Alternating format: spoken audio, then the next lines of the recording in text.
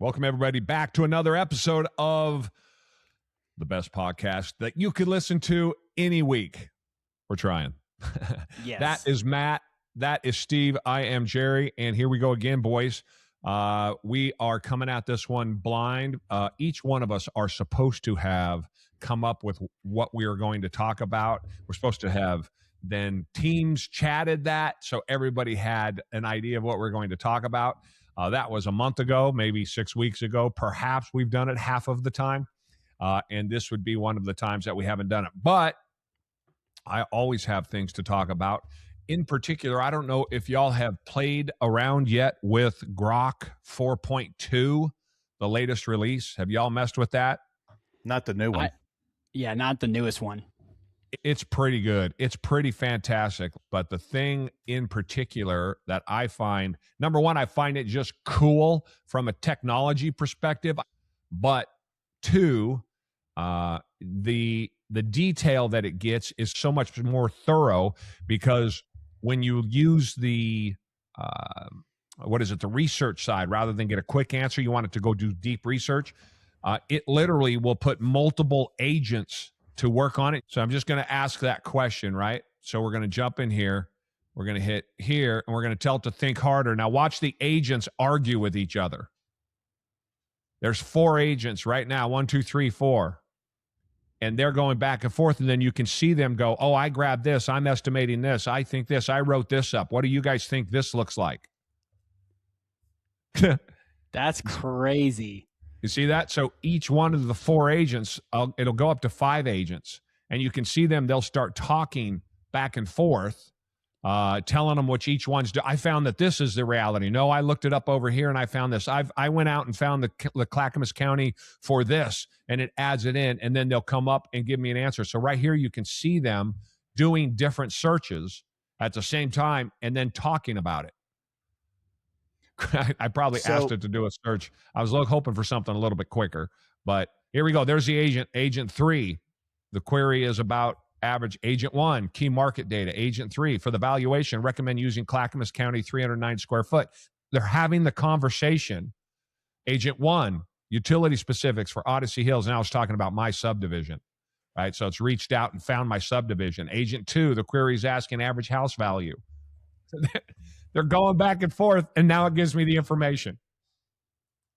That's insane. Dude. So does all AI have those agents that I thought it was just like a singular thing? You put it in and one big brain figures it out. So that's where, I mean, you can create your own agents, but Grok has made it as a default for their 4.2, which is still in the beta test. But I have found, as much as I use AI, I have found that this 4.2, as Grok usually is with every one of its updates, is usually significantly better. And in this case, it is. The thing about, I flip-flop back over to ChatGPT for a while, because ChatGPT seems to write more reasonably. It doesn't get out into the weeds a little bit. I have trouble controlling Grok. I'm probably going to get made fun of for this. Controlling it, meaning it always wants to run away and give me more information than I want, even though I tell it not to. I tell it to be specific. There's something I haven't tested here yet, though, is that, like right here, I'm in a project a management project for my development. I just asked a question brand new and went out and did the research for me. If I were to ask it a question here, like how many people are they currently in Zimbabwe, it would try to relate it back to the development or the question that I asked. ChatGPT understands pretty well, so does Gemini, that, oh, this is a completely different question. I don't like ChatGPT because I think it's too woke and it censors what we say. And there's things that it doesn't want to have a conversation about. So I don't like that. Grok doesn't do that. This Grok 4.2, I'm hopeful, cleans some of that up. But just from I was born in 1969 perspective, and I'm watching 4 and 5 agents have these conversations, and then you can see where all of the data is collected, and then they go out, and the agent's just like, I'm going to go out, I'm going to here's the information on Clackamas County, and agent number 2 says, here's this, and agent number 4 earlier is like, here, I wrote this up as an example, and agent number 2 comes in and says, no, I rewrote it, I think this is more what the user's asking for. It's just, I don't know, it's just cool. It's just other level. I've been using, as y'all know, I've been using AI since it came out. I was one of a very, very early original users of the beta ChatGPT. I think that was in 22 now. So it's been a long time. And these improvements just continue to get cooler and cooler every time. Sometimes they improve them. The latest Gemini improvement was huge. It was way behind. It was unusable, going back a year and a half ago when they asked for what did a Roman centurion look like? But the latest update of Gemini is way, way better. It's fantastic. But there have been, like the latest update of ChatGPT, I didn't notice a difference. I didn't see it getting any better. So there have been times that they've improved it, and it just hasn't had any improvement, or that, hasn't had any substantive that I've seen. But these latest ones, the last 2 from Grok, have been extraordinary. And Gemini in particular is really cool because I can do it inside of the search engine for Google. So if I have a question without it stacking up, and then I got to clear up my history, or if I ask another question in ChatGPT or in Grok, it's another line, and I got to remember to delete it. Otherwise, I get too much crap. It's nice going in and just doing a search. And again, I may be lazy and I just don't like deleting it. But in Google, I can just go do a search. So all of my searches in Google, I don't know about y'all, are all in AI. So I don't search Google anymore. I can't tell you the last time I did that. I used the Google AI to do the search. Yeah, I'm using it in Docs and in the my emails.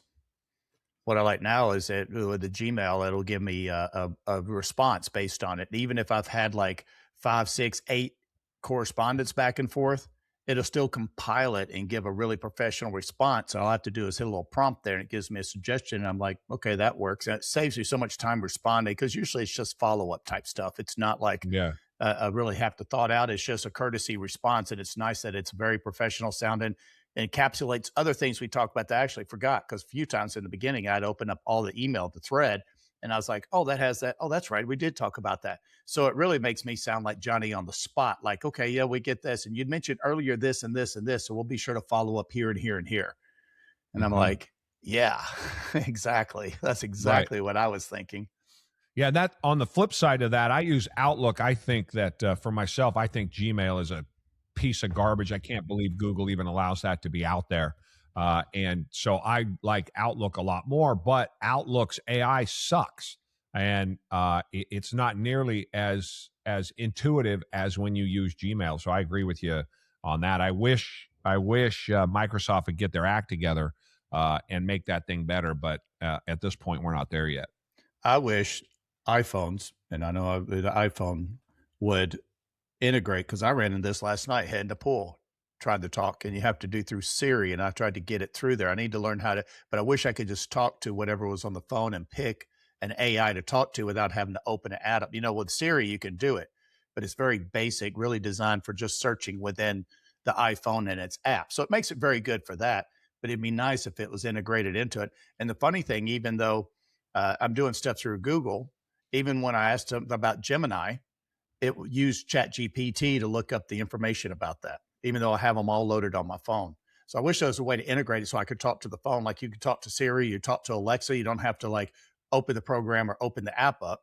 You just talk to it. And I wish it could do that for that. Maybe it can, and I just don't know. I'd like to find out, because I was having that last night, having a little conversation heading to pool last night, and ran into that same thing. And Siri's dumb. But Siri's, I say it's dumb, but it's really because it's really designed for that. It's not designed to be a full-blown AI in the scope of, Chat, Grok, Gemini, Claude, and all those others. Right. There is a tool that you are talking about, Steve. It's called WhisperFlow. And this isn't an ad for this particular app, but I heard about it from the Diary of a CEO podcast, because he uses it on his phone and on his computer. And it's all talk to AI, text and speech based. and he can talk to his phone. He can send emails. He can follow up with clients over emails, as well as also over text messages with like teammates. And you can tell it what you need it to do and then what messages you want to send. And you can just literally have a conversation with it. And it integrates into all of the apps on your phone, whether it be Android or Apple. And it also syncs to your computer, and it has a text box that pops up when you go into your messages. And so you can speak to text, but it will record all of those conversations. So in the future, if you're like, hey, I remember having a conversation with so-and-so about XYZ, it will search through all of your conversations and then say, you had this conversation with this person on this date, and here was their name. Do you need their contact info? And you can literally be like, yes. It'll pull out the contact card, and then you're like, all right, send this to so-and-so on my team for them to connect with them. And it will do it all through just talking to your phone. All right. Yeah, I wrote that down. You should have told me at the end, because now I'm just going to be distracted wanting to look that up now while we're trying to get something done. Yeah. Well, and it's the whole point of, like, Jerry, to your point of AI being so ever changing each and every day, the landscape of AI is already here, and it's already going to utilize and take so many quote unquote jobs away from just people that are doing the pencil pushing or the back end book working and the accounting work and the spreadsheets, because the AIs can do that now. It will now require people to think more like an entrepreneur, even if they're not an entrepreneur, because now they have to start figuring out how to utilize the AI compared to it taking everything from them and like hitting the keyboard and being like, AI is taking all of our jobs. Well, it will take certain jobs, but at the same time, it will also elevate other jobs that were not ever around. Now they have prompt engineers, which are being hired by Fortune 100 companies and even small businesses, because they need someone to know how to write this stuff to set up these automations all within AI, for AI to do the heavy lifting. But you need to give it a direction. You need to give it a personal touch, a experience that's only from the lens of that small business or of that brand, and saying, hey, with these kind of things in mind, with this kind of tone and this kind of style, please complete these email responses for me with this kind of corresponding messaging, compared to just data of just it putting out information, but feeling like it is AI, because essentially everyone will be able to see that it's just an AI response. But now they're getting to the point where responses, if it's AI written, but it's guided and prompted correctly, you can't tell the difference if it's a message from you personally that you typed out or the AI, if it's prompted and guided in that correct light. Yeah, I think it's certainly changing things. I haven't found that it writes.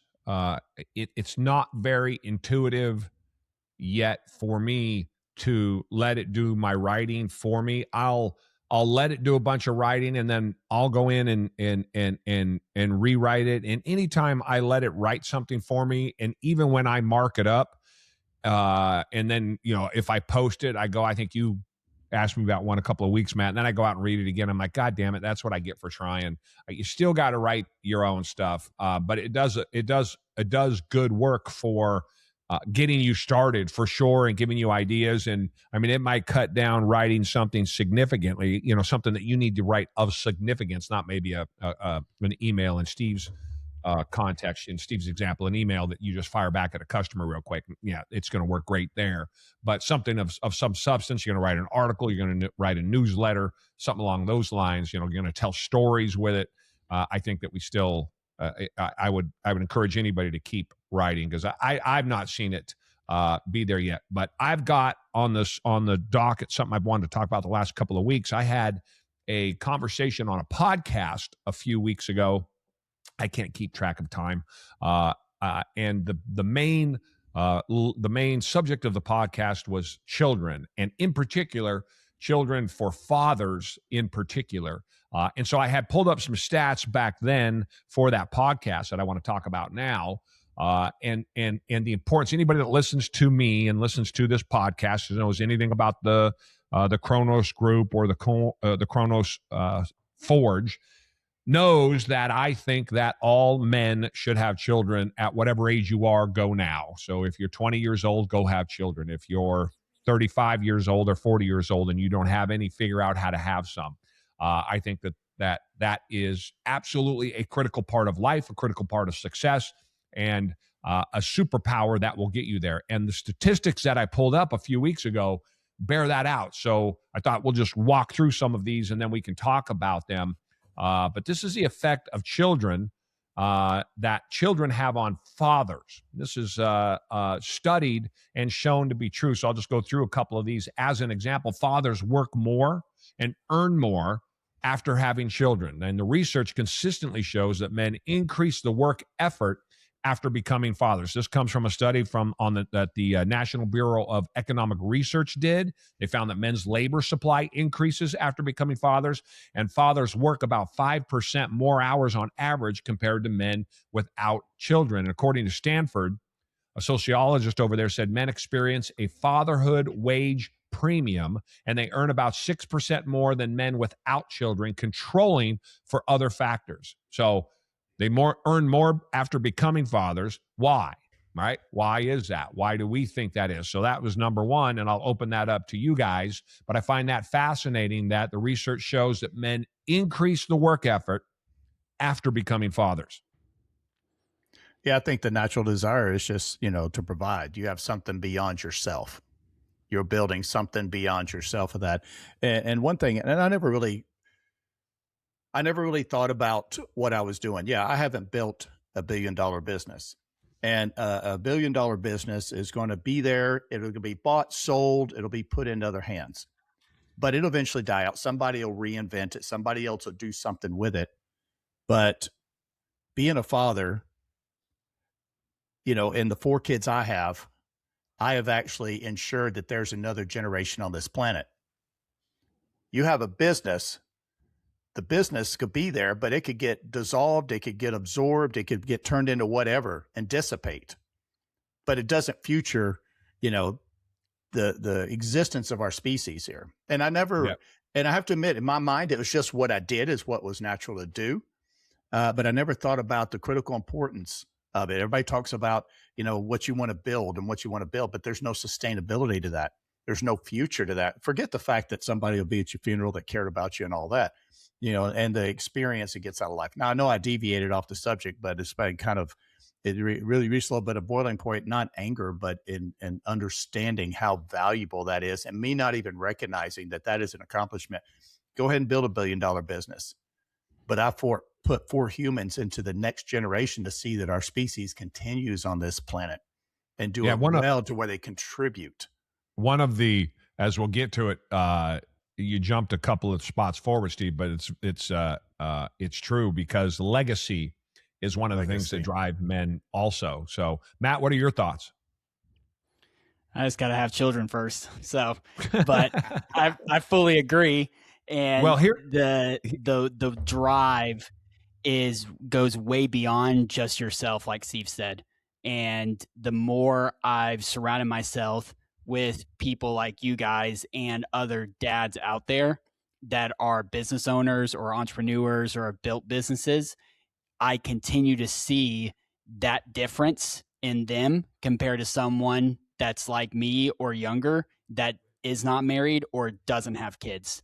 And it's a tenacity that you can't just create. And I know, Jerry, one of the things you've told me many times after having conversations about having kids, and that is not going to be put off any longer, but one of those things was you don't know the drive that you are capable of until you have kids. Because like you think you're working hard now, wait until you have kids, and it's a whole nother gear that you never even tapped into because you've never had to push that hard to provide for someone outside of just yourself. This is the fallacy of our society today. This is, again, the downplaying of the importance of men, the downplaying of fathers and the importance of fathers.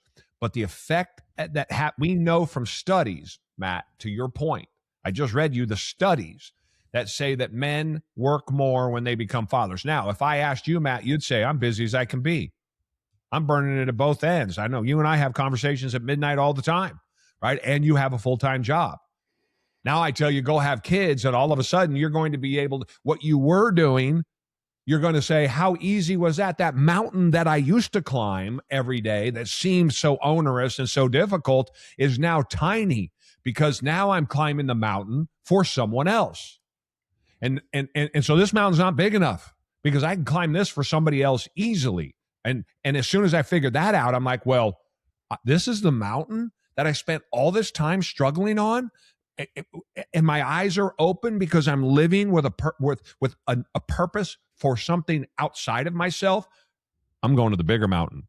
And now you're doing twice as much work. But before that kid shows up, I could tell you that you're capable of so much more. And you look at me like I'm an idiot, which you've done in the years past because you just didn't see it. It's all right. Your generation and the generation after you and the generation before you has been afflicted with this. Steve and I don't have that, which is you get out and you have children because they will make you do things you can't imagine. And the stats prove what you just said. And of course, what I've been saying all along. Yeah. And I think the key there is you're doing it for somebody else. There's something built. We're built for that. And I think that's some of the unfulfillment that people don't like some things we've listened to recently of people that concur that trying to get fulfillment out of your business. And you just keep pushing. If you don't have children, you don't have a family, it's there. It'll never be quenched because biologically we were built for something that's actually bigger than any business, even Elon Musk. And he would probably tell you having kids, I think he's got 7, 8, 9, 11, I think 11. Yeah. But he'll tell you that's the key. I don't think he'd be who he is if he was childless. I don't think, dude, I don't have 4 baby mamas, but yeah, I'd take 6 or 7 kids in a heartbeat. If I could go back and do it again, I'd have 6 or 7 kids. Yeah, 100%. And I guess I get 2 wives and then I could have 12 kids. But, I don't know how many, but I think my wife we had 3 and she'd have had 3 more in a heartbeat. Let me get through a couple more of these. I knew this was going to be a good subject. 2, fathers become more future oriented. So the research they did is from the Journal of Marriage and Family. And what they found is that men with families, men with children, show greater long-term planning behavior. And the fathers report higher motivation for financial stability and career advancement. So this is all back, and Matt will kind of pick on you a little bit as an example here. The studies show all of these things that I have been preaching for years, which is that long-term planning behavior. Where's that come from? You say, well, I can long-term plan on my own. Yeah, but you never do, and you never do to the extent that you would when you have a kid. But that higher motivation for financial stability and career development, career advancement, you think, oh, well, I'm already doing that. I'm like, nuh-uh. No, wait till I put a firecracker under your butt and then see how you do. So the men's fatherhood, because fatherhood increases the way that we look at the future and the way that we view that time perspective. We start thinking in decades instead of months. Where's my kid going to go to middle school? Where's my kid going to go to high school, right? Where's he going to go to college? If I don't get my work done now, if I don't start now, if I don't go out and slaughter now, what are they going to eat 10 years from now? And so all of a sudden you're looking at the world very differently. It's the second half of manhood. And to that point, I was just thinking, when Matt and his brothers and sister was growing up, Matt, right now you pick a cool neighborhood that you and your wife like to live in, and maybe it's good to walk the dogs in. It just feels good. And I get that. But once you have kids, when we moved to where we did, it was like, to Jerry's point, exactly. This is where we want to live because it's safer for you kids. It's where the schools are we want to do. And it was a no-brainer. I didn't feel like I was compromising anything. It's what I had to do, but it did put me in a better place that I wouldn't do on my own without the kids. You know, it put me in a lot better situation because of that, because I had an ulterior motive that wasn't even like, you know, when you're working somewhere and your boss gives you a task and there's another task to do. You know, it was something that was just automatic. And it is easier because you won't know until you experience it. There's just no way to explain it till you experience it. And then I'm not picking on you saying you don't know it, but any young men out there that are not married or, you know, are married and don't have it, there's something that clicks in you that you don't even realize until you look back and realize the decisions you made, whether it's in career, where you're going to live, but it's based around your family. How do you provide for them the best? And it doesn't even feel like work. Right now, I guarantee I'd like to have this a year from now, and you're sitting there bouncing that little one, and we'll mark this March 19th. And, or two little ones in 2 years. Well, let's do 1 year at a time. Let's get this in bite-sized Come on, things. he has it in him, Steve-O. I know he can do it. But as much as you think you're working now, you'll forget what this work is because you'll remember, yeah, it seemed like I was, but it becomes so much more natural. It's just what you do. It doesn't. So good. Life gets easier, even though people are like, well, I'm working so hard now. If I add this to it, it's just my plate. I won't have enough room on the plate. And what it does is it helps you organize that plate so much better. And then you realize that your plate is that big. You realize your plate's that big, and you're capable of dealing with a plate this big. And you go, but I was busy when the plate was this big. And you're like, nah, now it's a giant plate. And you have so much more time and so much more effort or energy and so much more willing to sacrifice. And your mind is so much more open to everything that's coming at you. It really is an unimaginable change that cannot be faked. And it's not one that you can go out and buy, right? You can't get it with a dog. You can't do it with a nephew. You have to do it yourself. Number 3, fathers engage to your point, Steve, of how much change it does. Fathers engage in less risky behavior. A study published in the Journal of Health and Social Behavior found that fatherhood is associated with reduced criminal activity, reduced substance abuse, lower engagement in high-risk behaviors. And another study from Oxford found that men reduce risky behaviors significantly after becoming fathers because responsibility alters identity. So responsibility actually stabilizes men. And this is one of the things that I have been saying all along is it changes who you are fundamentally as a man. You're living one day selfishly and for yourself, and that's fine. That's all there is you. But another day, all of a sudden, you're living for something else. And living for that something else changes who you are, the way you look at the world, the things that you want to do. This is why I struggle with influencers that, you know, have started businesses and they're super popular and they do all these things online, but they don't have children.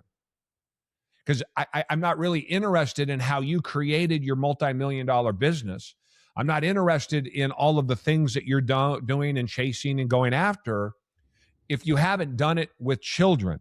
If you've done it with children, now you understand what really it takes to find what men want, the success that men want, which is healthy and happy children that they provide for in the context of them building something. So if you built a multi-million-dollar business or $100 million business and you've done very well for yourself and you're in your 40s, mazel tov.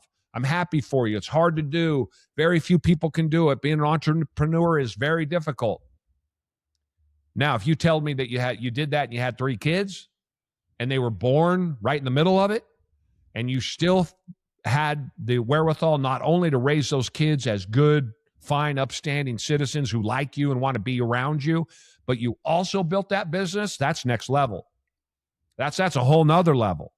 So the advice that non-children having people give you is lacking, you know, in the ability to do the things that you want to go do. And I never one time have I ever thought to myself that I never did something I didn't want to do when I had kids, because all I want to do is do things that involve my children. I don't know about you, Steve. I never missed going to a bar or watching a sporting event because I'd rather go home. And if I was going to watch it, I want to watch it with them. But more importantly, I'm not going to watch a sporting event if it's not them playing in it, because I want to go to work, right, to make sure they have everything that I want them to have. Yeah, and I can remember the first time that we went. I think the kids came out to your place out in Oregon when you were out there. And that was the first real time Kirsty and I went and did something. I think you got to be able to get away. We should have done more of that, even just for a night out to dinner and stuff, take a break. But where we really took a vacation, where it was just us, and how tough it was because it didn't involve the kids. And they were still at home at the time. But it was, to your point exactly, everything was revolved around them. And even now, there's always, Kirsty's really big about this, an open invitation. If you want to come, we're going to be here, but we know you have your own lives. But it's something that's built into you where you want to include them in everything you do. You just can't even imagine planning something that doesn't have them, which does lead into that legacy feeling, legacy of, if you're building something, legacy of shared experiences. And I think there might be part of it. We want to share it with people that when it's over, Matt, one day you'll be just, giving me a pour out over my grave one time on, just like, here's one for you, Dad. But you will have that shared experience of camping in Destin with an air conditioner and a tent that you'll pass on to your kids. And it's something small, but it's something that'll live in the legacy of our family, I think, for a while. You won't believe what my dad came up with in July and put a little air conditioner cut out in a pop-up tent. We didn't have a lot of money, but we were able to go on vacation down there at that time. But I don't even think about the time, but you really want to build that thing that lives beyond you, whether it's in a business or it's just memories. And I think that's where subconsciously we don't even think about it, but there's that part of us. And I think that's the emptiness of people that, to Jerry's point, that builds businesses and builds all this stuff, but they don't have that legacy feeling. I think that's what maybe propels some of them to do it, is because they're still trying to find that fulfillment that can't be fulfilled biologically in our nature for what we want. And that is that survival, that legacy. And until we started really talking about this last year or so, it never even clicked with me as what it was. It was just built into my DNA once I became a father. But as I could step back and look at it, I realized that is a big driver. It's not meaning every time I have an experience, I think, oh, this will live on, but it's just woven into everything I do. Subconsciously, it's what it's for. So you'll pass that on. And I think that's a lot of it that gives that satisfaction in the life I live now, that me as a man will live on through my children and live on through shared experiences and memories, they have. Because that's the one thing, I think a lot of people don't. Now, it lasts for so long because, I don't know my great-great-grandfather, know about it. But I believe there's something that builds into that's just something we're seeking. And I think sometimes it's misplaced into the things we're doing right now without it. And to Jerry's point, our plate, we find out that plate's that big, but we have this capacity, and you'll never know that capacity for a plate this big. Right now, you have a plate this big and you're like, okay, I'm right there. I'm just full. And it just creates a boundless ability to do that. Yeah. It's I believe it's a shared experience is how life should be lived. And too many people will try to build their own career, build their own success, build their own story, get all of the cool cars, go on all the cool trips. But how many of those people are actually fulfilled? The reason that they keep wanting to get stuff is because they don't have that shared experience of another human being that can enjoy those things with them. And you can only go so far in life by building yourself up with not taking anyone else up with you.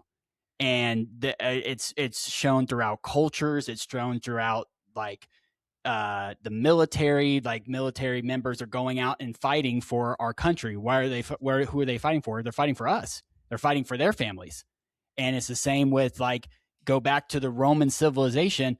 They would go out and try to conquer new places because why? They did it for their country. They did it for their families and saying, hey, we don't want anyone else coming in here and disrupting it. So we're going to take charge. So there's this human concept of always evolving and leaving a legacy, the legacy of the US, the legacy of this family, the legacy of this individual.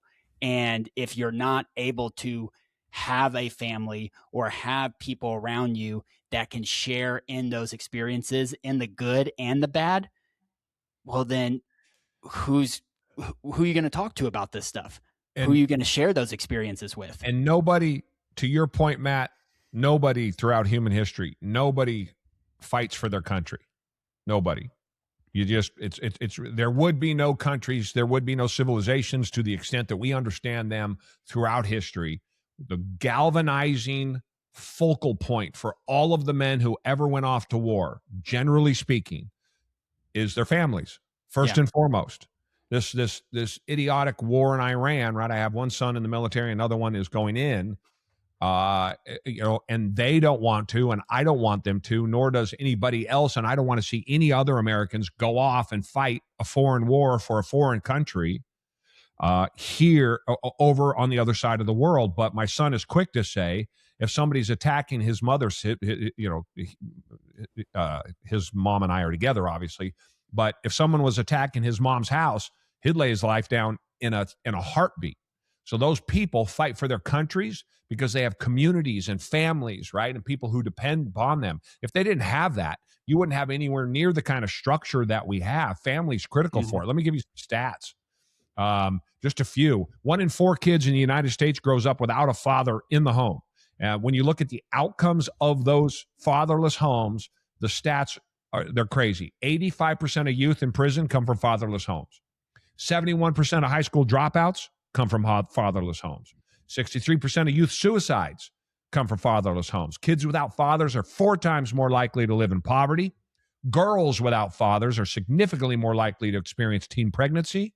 So it is it's crime, education, mental health, stability.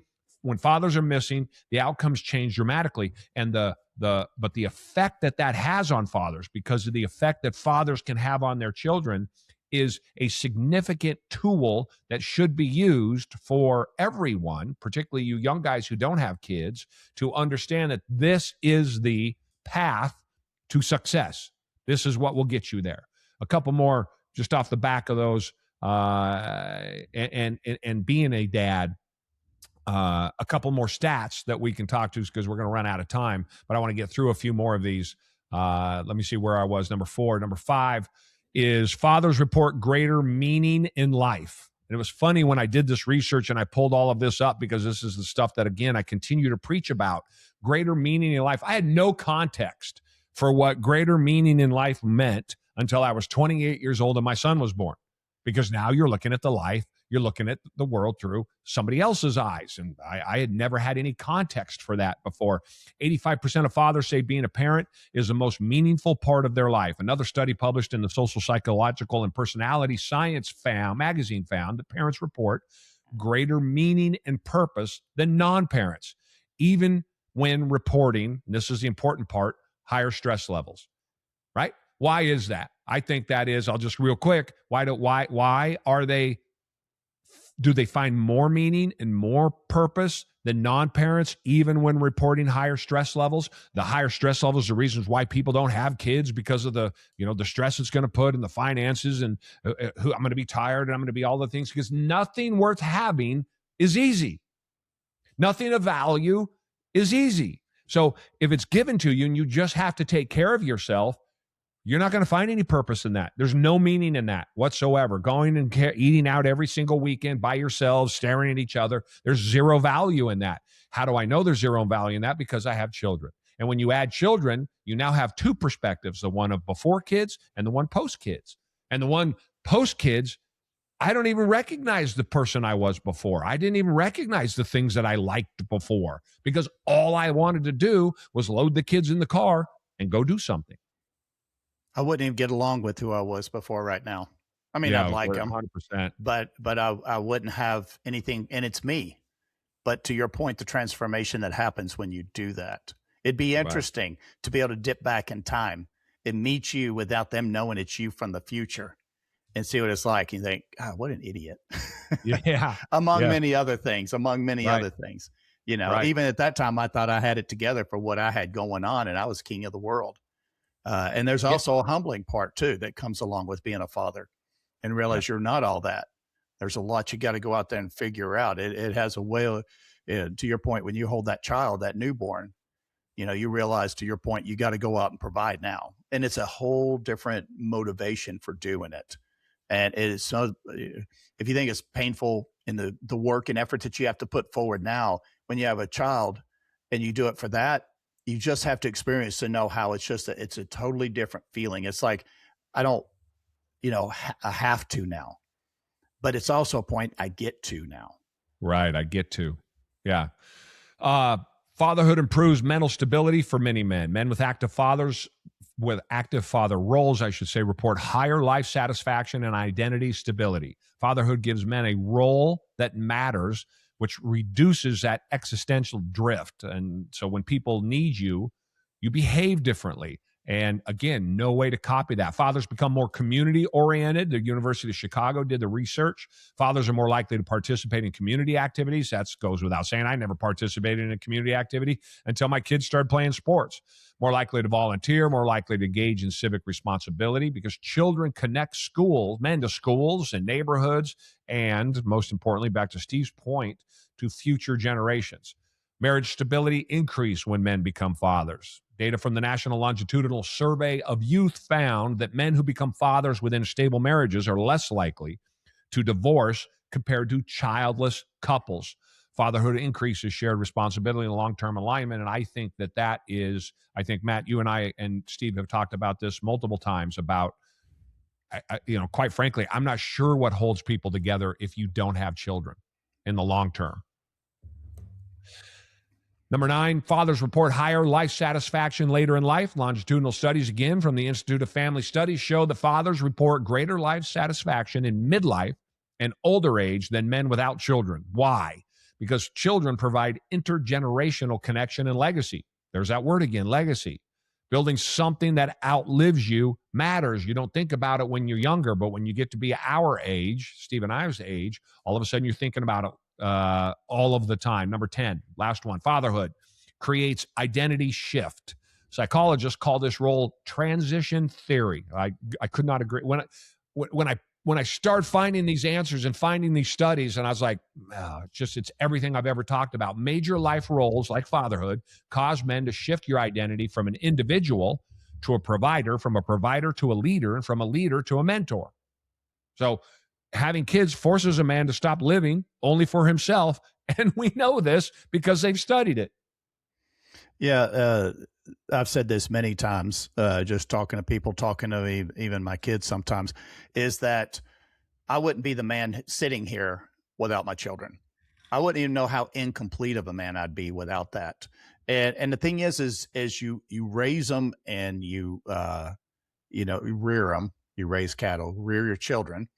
You get more of especially if you do it successfully, you get a feedback. I learned from mine, but there's that imparting. Like today, I've talked to 2 of my sons. They're trying some new things, going in different things, and having, Aaron's doing the trucks. He sold 3 trucks this week now, and there's something in that they want to report back. For one thing, as a father, you become a standard. And then when you really recognize that, you start living differently, especially for, your children, is you realize you're a standard in somebody. So it makes it easier for you to maintain that and not want to drift that. Or if I didn't have that, what's the standard? A P&L sheet? What does a P&L sheet care about what you've done or not done? The employees getting paid and whether the business is successful. But in the deep part of you, and you lay in bed at night, you just think about your life. If you do that, what's the thing that's really bringing you the satisfaction, and pouring into something else that can return to you, and back to our legacy thing that lives beyond you. And there's something that, as much as I'm pouring out into, like today, I was talking to Jacob. He's got a couple of job interviews. We're looking at where do you go? Some pretty, successful or look really good opportunities. Helping him plan, okay, well, if you take this, where's this going to take you for the goals you have for what you want to do? It constantly sharpens my ability to be a better man, sharing that information with him. I have an outlet for that, having more wisdom, having more understanding of life. And it also helps me continually solidify the picture I'm creating for myself. One of the things they say, if you want to get good at something, you play it. If you want to get really good at something, coach it. Because when you coach it, you break it down from a lot different angle than when you were out there. And I think that's why you think about like good basketball players, why so few can coach. And the ones that do just seem like they have such a better grasp of the game, when they're doing that, because maybe they played it and now they see it from another perspective. And I think when you instill that into other human beings, especially your children, not necessarily your employees, but when you instill that into them, it just creates a person, a man that you are, that is able to help others, not even your own children. You're more beneficial in your conversations to other people. And I think it just makes you a better contributor to society as a whole. The whole social fabric that we exist in this world, you're a better contributor. You're a better cog in the wheel of our whole society. You're one of the ones that make things better for people. And you find out people that don't have really good fathers, and when you've sharpened that sword with your own children, that it gives you the ability to help pour into other people as well. So as a whole, good fathers actually just help society be a stronger society as well. I like it. Matt, what do you think? I just gotta have get out of kids. here. Gotta have kids. That's what it is. It's one of those things that it's good to hear all of these things, because to the whole point of this whole podcast so far, you don't know what you don't know until you have kids. And I'm excited for those next chapters, because it's not that I'm looking forward to any one particular thing. It's just to open my mind to so much more that I previously have no experience nor knowledge of those like new realms. And like you said, the plate's this big right now. When it gets this big, then it's like the pterodactyl beating the pterodactyl over the head coming out of the cave. Right now, I'm just going out for fun to hunt. Mm-hmm. And it's like, oh, I'll try something. If it doesn't work, oh, well, I'll go back to the cave and it's just me and my wife, but like I can take care of her. But then when you have other mouths to feed and other lives at stake that depend on you, well, now that raises the stakes of, I'm not going out hunting squirrels and rabbits anymore. I'm hunting pterodactyls because I got to feed a family. I got to provide for that much more. So now my risk in the terms of being able to think I can take on more dramatically increase. Right. Whereas when I was just by myself, it's like, oh, well, I just have myself and her to take care of, so I can manage with the small risk, knowing that I'll probably get a good return on my investment because it's a low risk. But if I want to go out there and go big, I know in order for me to go big, it's going to take a mindset and a level of risk that I've never been able to push myself to until I have kids. Right. Because then it's like, oh, I thought $1 million was a lot of money in business. And it is a lot of money for any business owner that makes $1 million. That's great. But now I'm like, dude, when I have kids, it's 100 million. It's 200 million. It's 300 million. And it's something that I don't even have a concept or any brain power to even compute $100 million right now. So right now, me pushing for $1 million is everything. It's like, whoa, that's awesome. But now when I have kids, dude, 1 million was chump change. It's like, now I know why certain people can elevate their business and their career and overall just experiences in life. Like Steve and I were talking earlier, the stories that we hear from someone like Jesse Itzler that has kids and the things that he learns from them still to this day, it's a new experience, and people want to hear that because they come to him for his business knowledge and all these other things within his career.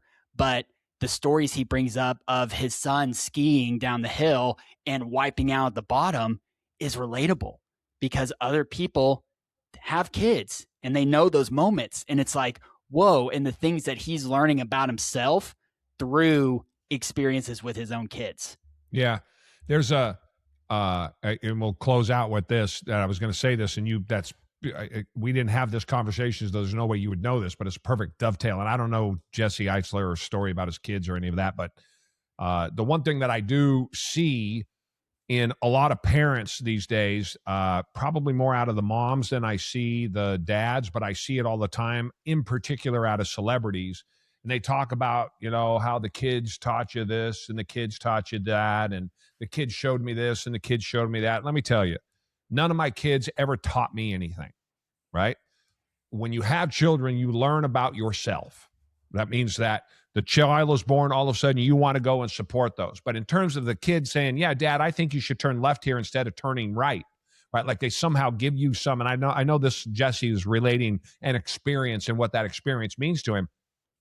There's the value, but there is this over-feminized version of being a parent that says that, I've learned so much from, no. Children are to be seen and not heard, right? They're there for you to parent, to Steve's point, for you to rear, and you do that. But my kids, when they were little, never taught me anything, right? I taught them everything. I taught them not to cross the freeway and don't get hit by a car, right? They didn't teach me that. I taught them that. And there's this idea that somehow kids are our equals, and we're going to have them. I think part of this is because there's only so many people only have one or two children, and they're helicopter parenting, and they, there's not 3 or 4 boys beating the hell out of each other, and all of the things that really every healthy family needs. The parents we know that only have 1 or 2 kids, protect them like they're, little tiny pieces of china because you only have one. But by the time you get to 3 or 4, as Steve can attest to, really, at that point, Steve, it's like, just try not to ram each other's heads through the wall, right? Exactly. Which is a big difference from when you only have one and you're like, no, who's holding? Here, careful, take this. And you figure that out. So there is this disconnect between, new age, feminized, effeminate way of raising children, and the way that certainly Steve raised his and I raised mine, all of which are all good kids, all of which we all talk to on a regular basis. I can say that probably exactly what most parents would hope they would get at this point in the journey. And it didn't come from, my children teaching me how to think about myself or any of the rest of this new age BS. So I'm always a little careful when I hear my kids taught me X, because my kids, I don't know, again, taught me to run out and go slay a dragon, but they didn't help me slay the dragon. They didn't say, Dad, if you swing that sword this way, you're going to slay the dragon. They didn't do any of that, right? I wanted to go do it because you want to provide for your family. So there's just this disconnect about the evening, right, of children and parents, and like you're on the same level. And that's kind of where the world's got. And that's why you get so many of these kids that think they know everything and they don't know anything. I mean, that's the reality, is because they're indulged by their parents, made worse by 1 out of 4 children not having fathers, and the effect that has on the population at large. So I don't think that's what you're saying about Jesse Eitzler, but it's funny that you brought that up, because I wanted to add that part to parents, that when you become parents, parent. It's not your friend, you're the parent, and you got to act like you're the parent and teach them, because I know a lot of parents who did not parent their kids. I know a lot of parents that were friends with their kids, and those kids are nightmares. And I have a perfect example, and then I'll shut up and we can get out of here. I have a friend who got pregnant at 16, and then her daughter got pregnant at 16, and then her daughter got pregnant at 15. Best friends, all of them. They're all great friends, right? All live right next to each other. And to this day, grandma at whatever that math is, 45, right? You're a grandma, or your great grandma at 45, great grandma at 45. Your grandma at 32 plus 15, 42 is 47. You're a great grandmother at 47. Okay. That's what happens when you don't parent your children. But if you ask them, they're the greatest friends in the world, everybody's buddies. Yeah. And there's going to be the person that says, well, 100 years ago, they were having kids at 16. I'd put up a 16, 18-year-old 100 years ago for their ability to understand life and how things work, compared to a 16-year-old today who plays and goes to school and has summers off and doesn't understand life at all. So that'd be the little caveat that I'd have to that. People say, well, life then is, that's why you had military leaders, you had top politicians, in that day when they were really doing stuff in their 20s and 30s, couldn't hold today's 30-year-olds couldn't hold a candle to the understanding, knowledge, and the life wisdom that life had back then. So let me just go ahead and dispel any of those comments about that, as far as what it is today, because today we let them stay children up through high school and on beyond. Whereas by the time you were 18, life was hard. You figured stuff out. You'd seen a brother and sister die. You'd seen a parent die young. You understood life, and it happened right there in the house. It didn't happen over in some hospice care or some hospital somewhere. That stuff happened right in front of you. So let me throw that out there for anybody who's going to say, like, well, it used to be life was a lot different. We were a lot more ready for it at a lot earlier age. And now we have so much luxury, wisdom. Let me scratch that. Absolutely scratch that. Luxury and free time to play around. And so we don't get serious about life till a lot later in life now. Right. Because in a lot of ways, because parents indulge their kids. But all right, take us out of here, Steve-O. All right. We enjoyed having you here today. Hopefully you learned something from this. This is valuable. Whether you realize or not, it will hit you one day how valuable this topic is today about being a father, being a parent, even as being a mom for women, what it does in your life and how it really equips you to be a better person, just having, children in your life as it relates to business, being a better business owner, being able to understand your business, grow it for something beyond yourself. And if you're looking to do that, you're looking to grow your business, come see us at the kronosgroup.org, thekronosgroup.org. Come visit us there. If you're kind of wanting to get in and just get around like-minded people, we have a school community called the Forge within the Kronos Group. Look us up there. Come visit us. Come see us. If you want to talk about this and you think, I want to be around people like this, I want to learn from some things like this, I need this in my life, then just come over. Go to the webpage, thekronosgroup.org, click on there for a free phone call. Let's have a conversation, see if there's something we could do, get you in a cohort around other like-minded business owners, 1 to 25 million. Get in there, get in around the community of people like we're talking about a community here. Come over to let us help you. Come into the school community, join there, get around other like-minded people, see what this is all about. Again, we appreciate you being here. Glad you joined us. And remember, opportunities everywhere, but you got to go get them. We need to get one of those sound things, Matt. So when we say that, when he says the Forge, it'd be like the Kronos Forge. It's going to be awesome. Duh, duh, duh. Yeah, we need that. And then it echoes like when they do the truck. The Bigfoot trucks are coming. It's going to be awesome.